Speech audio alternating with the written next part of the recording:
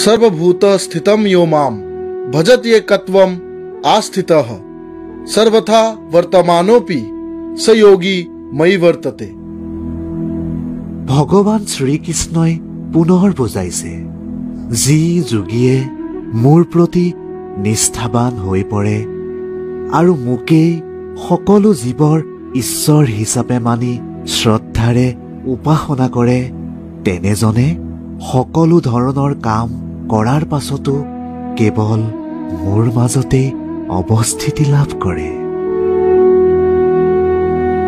भगवान श्री कृष्ण फिर समझाते हैं, जो योगी मुझ में एक निष्ठ होकर परमात्मा के रूप में सभी प्राणियों में मुझे देखकर श्रद्धा पूर्वक मेरी भक्ति करता है, वो सभी प्रकार के कर्म करने के पश्चात भी मुझ में स्थित हो जाता है।